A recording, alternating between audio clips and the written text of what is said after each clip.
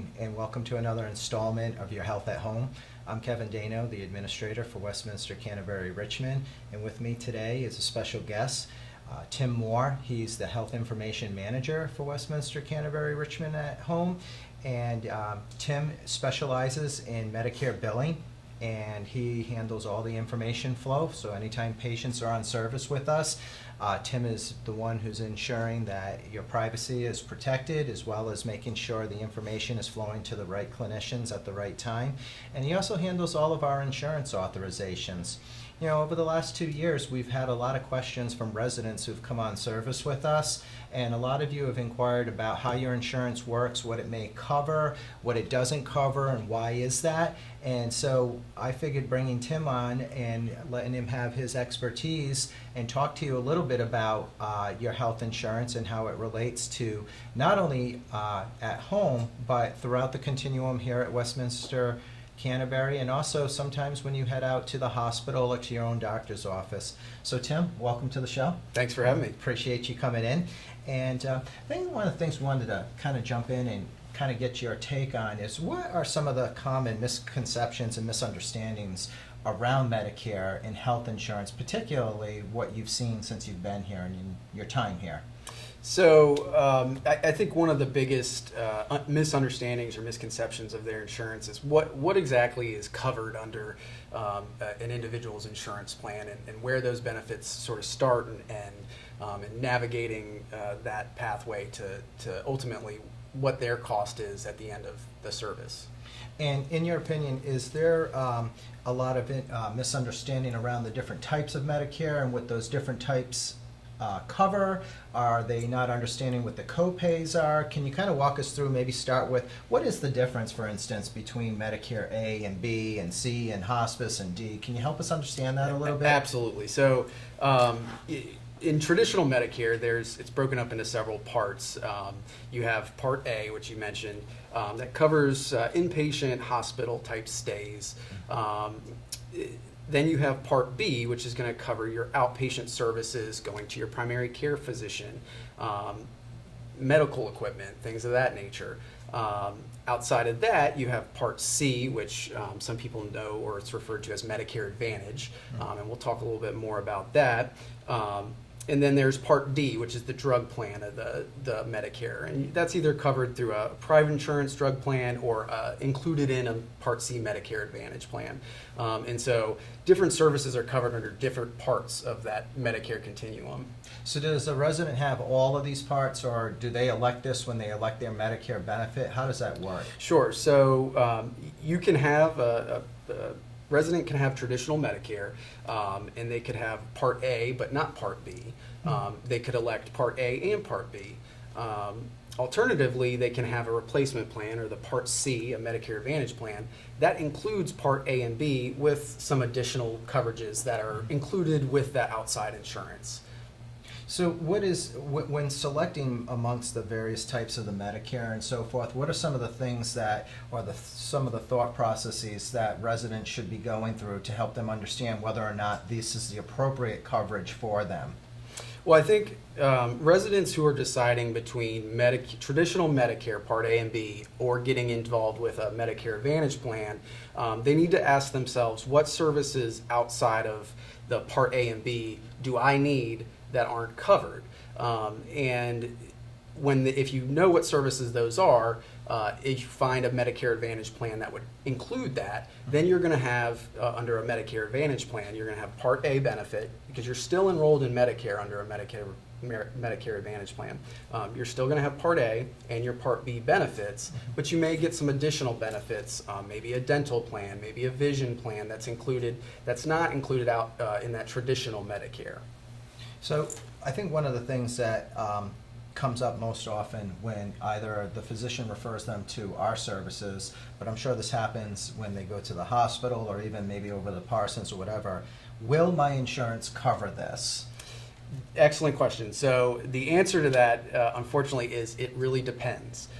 It depends on what insurance you have. And in some cases, just knowing that I have a Medicare Advantage plan isn't enough for me to say this will be covered.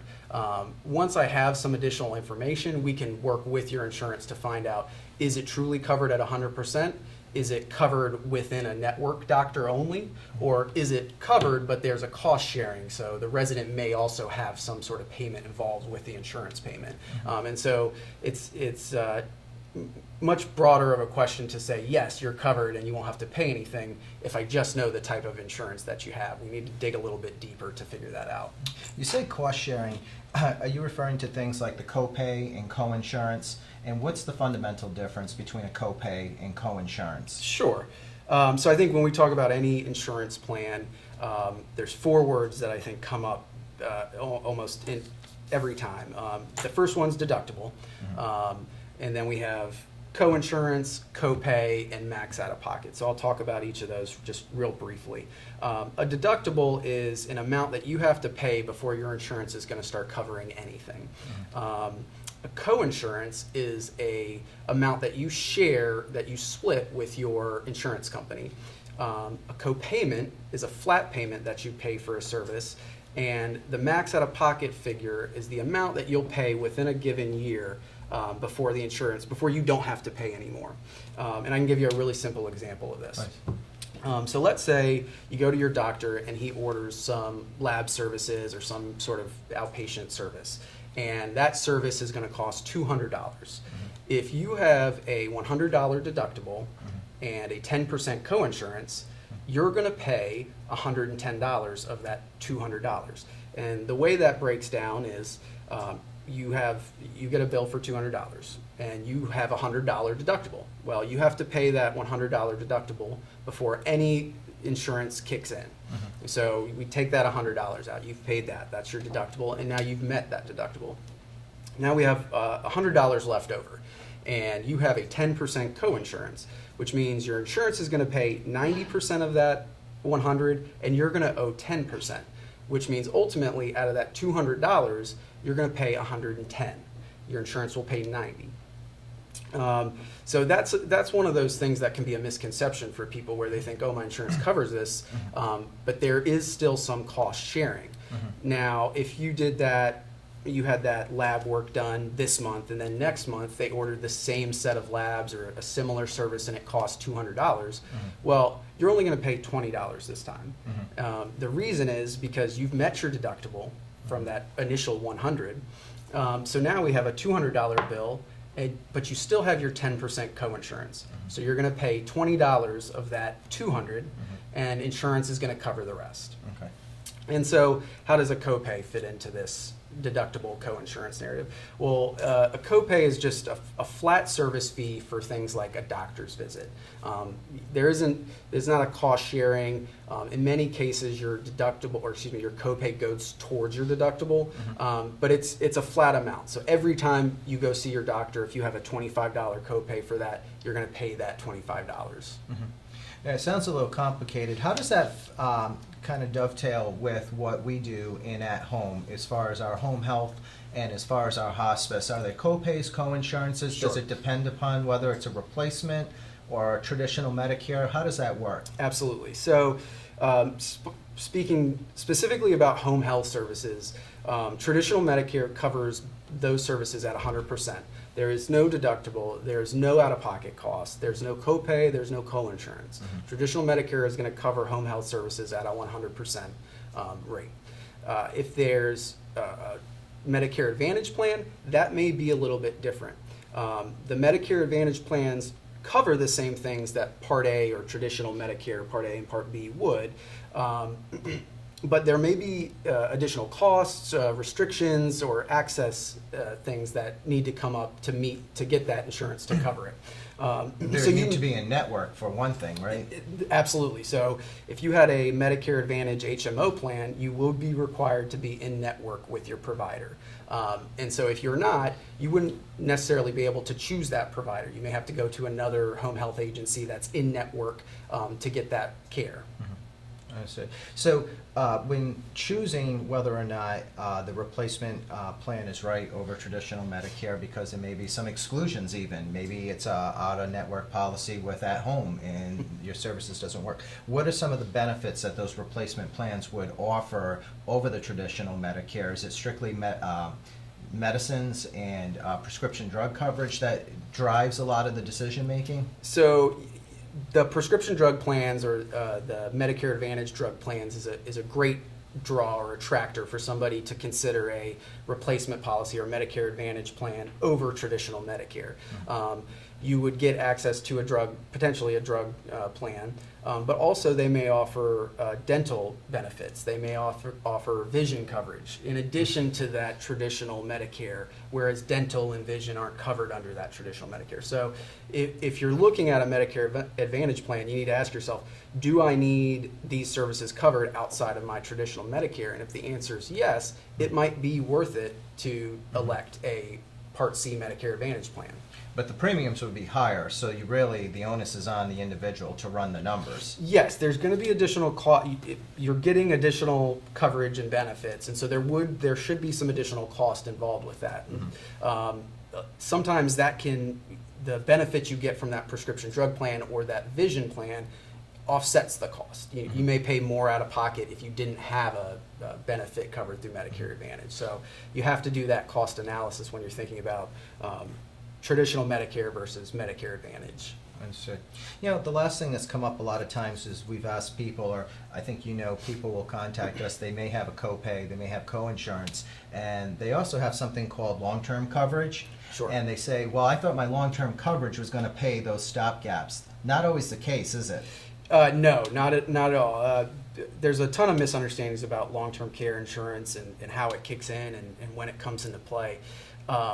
And that could be a topic for a whole nother discussion. But one of the things I think is important to understand is that long-term care insurance is sort of built as a supplement when your traditional Medicare or your Medicare Advantage runs out. As a simple example, Medicare Advantage, a traditional Medicare plan, covers about 100 skilled nursing days or 100 days in a skilled nursing facility. Well, almost every long-term care policy that I'm familiar with, they have a 100-day elimination period, which means they're not going to pay anything until you've gone into a service or a home for 100 days, and then they kick in after that, and they start providing a payment to you. But you're also going to have a payment due to the skilled nursing facility outside of that 100 days. So you may be paying the skilled nursing facility to stay in after 100 days, and your long-term care insurance is then paying you to help offset that cost. So that's kind of when the long-term care insurance comes into play. It doesn't have to be 100 consecutive days, but it's typically 100 days per year. And those days a home health episode can count towards those days, but it's not often that a resident would be in home health services for 100 days in a year and then start to get their long-term care benefit. It can happen, but it's not common. And it rolls over at the beginning of every year. That's correct. So conceivably, if you were on for 98 days in this year and it ended on December 31st, you would start over with a fresh 100 on January 1st. That's the risk. That's correct. That's Okay. correct. Okay, a lot to know, and a lot of information there. As always, we try and bring the residents and, of course, our patients as much information as possible. Insurance is something that's A, very expensive, B, absolutely necessary, and C, a very personalized choice that each resident, each patient, each individual has to make. We're not trying to help anybody decide what's better for them, whether it's replacement or traditional Medicare, whether long-term coverage is right or wrong for you. But we do want to help you understand the nuances of all these different components, all of these different packages. At any time, if you have any questions, as always, you can contact the at-home office, ask for Tim. I'm sure Tim would be very happy Absolutely. to review. He does it. Many residents do it all the time anyway. And we are there as a resource for you.